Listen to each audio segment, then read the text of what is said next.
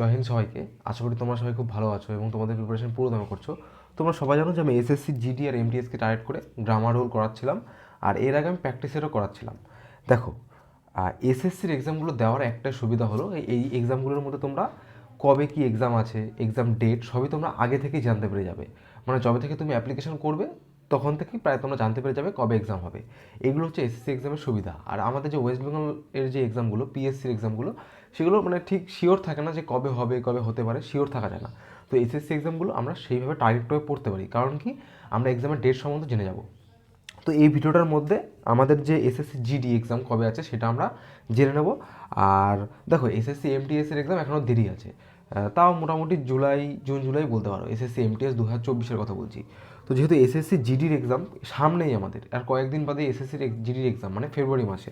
আর কবে হবে সেটাও তোমাদের আমি বলবো। ভিডিওটা লাস্ট অবধি দেখো, তাহলে তোমরা সম্পূর্ণ ক্লিয়ার হয়ে যাবে যে কবে এক্সাম আছে, কি আছে। ঠিক আছে, এবার দেখো, এসএসসি জিডি সম্বন্ধে আমরা জানবো। দেখো, এসএসসি এমটিএসের এক্সাম পরে হতে পারে, কিন্তু জিডির এক্সাম যেহেতু আগে হবে, তার জন্য জিডিটাকে আমরা টার্গেট করে এগোবো।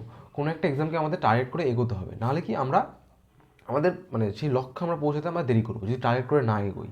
তাহলে এসএসসি জিডির এক্সাম যেহেতু ফেব্রুয়ারি মাসে, এই কারণে এসএসসি জিডি রিলেটেড আমি তোমাদের কোশ্চেন করাচ্ছি। আর তাই বলে এমন ভেবো না যে এসএসসি জিডি করছে বলে এমটিএসে কাজে লাগবে না। দেখো, এসএসসি জিডি আর এমটিএস ক্লাস 10 বেস, মানে দুটোই হচ্ছে তোমাদের ক্লাস 10-এর ওপর বেস করে করা, মানে খুব একটা কঠিন আসে না। এই কারণে এসএসসি জিডির কোশ্চেন করলে তোমরা এমটিএসের জন্য প্রায় প্রিপারেশন হয়েই যাবে। তো যাই হোক, ইংলিশে দুটোতেই থাকে। এবার দেখো, আমি তোমাদের এসএসসি জিডি সম্বন্ধে একটু বলছি। এগুলো তোমরা সবাই জানো, তাও আমি তোমাদের বলছি।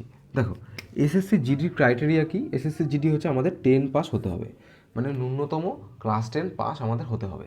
দেখো, আর এজ হতে হবে আমাদের 18 বছর থেকে 23 বছর অবধি, জেনারেলদের কথা বলছি। তাহলে ক্রাইটেরিয়া কি? 10 পাস হতে হবে যে কোনো স্কুল থেকে, আর এজ হতে হবে 18 থেকে 23 বছর, মানে 18 বছর তোমার ন্যূনতম এজ, আর 23 বছর তোমার ম্যাক্সিমাম এজ।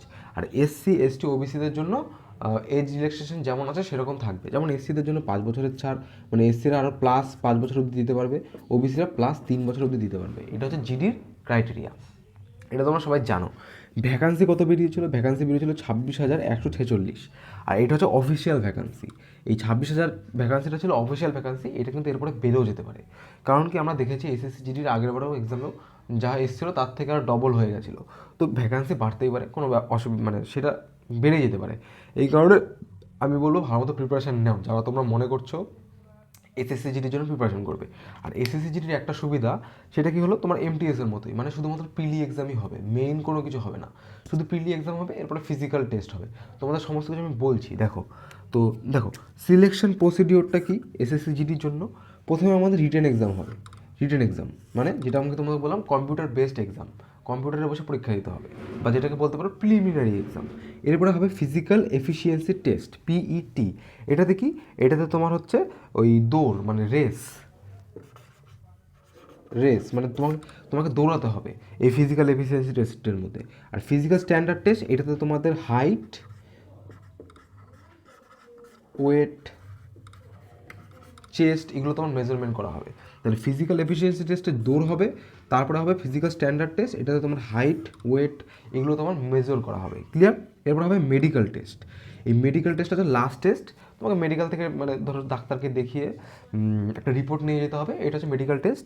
তো এই চারটের মধ্যে হয়ে যাবে তোমার জিডি। এরপরে তোমরা জিডি কনসাল্ট পেয়ে গেলে।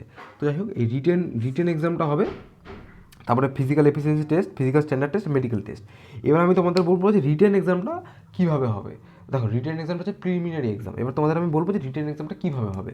তো এই বোর্ডটাকে আমি মুছে তোমাদের আমি বলছি যে রিটেন এক্সামটা কীভাবে হচ্ছে, যাতে তোমাদের সম্পূর্ণ ডাউটটা ক্লিয়ার হয়ে যায়। আপাতত এইটুকুনি বুঝতে পারলে, এবার আমি এটাকে মুছে রিটেন এক্সাম কীভাবে হবে সেটা তোমাদের বোঝাচ্ছি। দেখো, তোমাদের এবার আমি ক্লিয়ার করে দেবো যে রিটেন এক্সাম কীভাবে হবে। তার আগে বললাম রিটেন এক্সাম হবে, তারপরে physical efficiency test, physical standard test, আর হচ্ছে তোমার মানে মেডিকেল টেস্ট। ব্যাস, এইটা হয়ে গেলে তোমাদের জিডির প্রসেস কমপ্লিট। এবার দেখবো যে রিটেন এক্সামে কী কী আসবে। দেখো, রিটেন এক্সামে আমাদের টোটাল 80খানা কোশ্চেন আসবে। রিটেন এক্সামে টোটাল 80খানা কোশ্চেন আসবে। এবার কোনটা থেকে কী কী আসবে তোমাদের বলছি। দেখো, রিজনিং থেকে 20টা কোশ্চেন আসবে, ম্যাথ থেকে 20টা কোশ্চেন আসবে, জিকে জিএস থেকে 20টা কোশ্চেন আসবে। আর হয় তোমাদের ইংলিশ চুজ করতে হবে, আর নাহলে হিন্দি চুজ করতে হবে, যে কোনো একটা তোমরা চুজ করতে পারো। তো যাই হোক, যেটা তোমরা চুজ করেছো ওইটা থেকে তোমার 20টা কোশ্চেন আসবে। আর প্রত্যেকটা কোশ্চেনের জন্য +2, মানে প্রত্যেকটা কোশ্চেনের জন্য 2 নম্বর করে মার্কস, আর ভুল করলে -0.25, ভুল করলে -0.25 আর ঠিক করলে +2।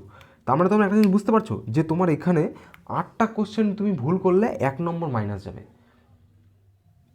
সরি 8টা কোশ্চেন যদি তোমরা ভুল করো তাহলে 2 নম্বর মাইনাস যাবে।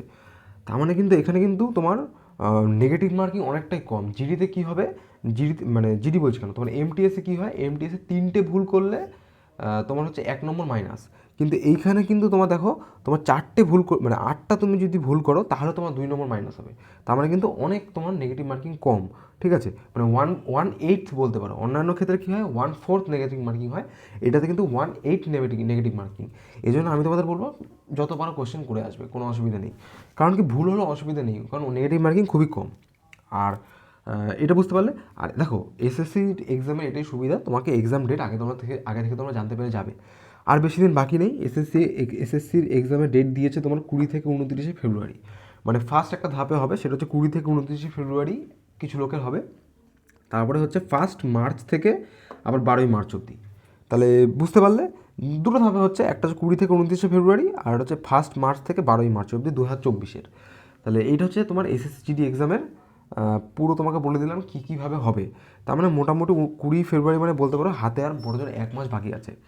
আমি তোমাদের একটা জিনিসই বলবো যে তোমাদের টেক্সট বুকে যদি প্রিমিয়াম কেনা না থাকে, বা যদি কোনো ভালো প্রিমিয়াম মক কেনা না থাকে, দেখো এসব জিডি এমটিএসের জন্য টেক্সট বুকের ওপরে কিন্তু কোনো মানে তোমার প্র্যাকটিসের হতেই পারে না, কারণ ওরা একদম ভালো মতো করে বানায়, ওদের একদম এক্সপার্টরা আছে। আমি কোনো, দেখো তোমরা জানো আমি কোনো কোশ্চেন বানাই না। আমি আগের বার যখন মানে এসএসসি এমটিএসের জন্য করিয়েছিলাম, আমি ওদের একদম কোশ্চেনই তোমাদের হুবহু তুলে দিয়েছিলাম। তো ওইটুখানি বলবো, যারা মনে করছো যে 600 টাকা দিয়ে, এখন আমি দেখলাম টেক্সট বুকের পাসের দাম বেড়ে গেছে, 700 টাকা হয়ে গেছে দেড় বছরের জন্য। তো যারা তোমার টেক্সট বুক এত টাকা দিয়ে কিনতে পারছো না, তাদের আমি বলবো আমি তাদের জন্য আমি ইংলিশটা তো করবোই, মানে ইংলিশের যেই টেস্টটা আছে পুরো মক টেস্টটা 20টা না 25টা মতো আছে, আমি পুরো সবকটা মক টেস্ট করিয়ে দেবো। আর জিকেটাও চেষ্টা করবো আনার জন্য। তো ওইটা নিয়ে তোমাদের কোনো টেনশনের কারণ নেই। জাস্ট তোমরা মনে রাখো যে জিডি এক্সামটা এইভাবে হচ্ছে, আর বেশি দিন বাকি নেই, তোমরা ভালো মতো প্র্যাকটিস করো। আর যাদের কাছে কোনো মক টেস্ট নেই, আমি তো বললামই তোমাদের করিয়ে দেবো। আর যাদের কাছে আছে তারা তো তোমরা করতেই পারো নিজেরা। তো এই বলার জন্য ভিডিওটা করলাম। ভিডিওটা শেষ করছি তোমাদের এইটুকুনি বলে। তোমাদের যদি ভালো লেগে থাকে আর বন্ধুদের মাঝে শেয়ার করো, যদি তোমাদের বন্ধুদেরও এই এসএসসি জিডির ব্যাপারে এক্সাম দিতে হয়, বা এসএসসি জিডি সম্বন্ধে তোমার টার্গেট করছো, তোমাদের বন্ধুদের কাছেও শেয়ার করো। তো এই বলে ভিডিওটা শেষ করছি, রাখছি, বাই, জয় হিন্দ, বন্দে মাতরম।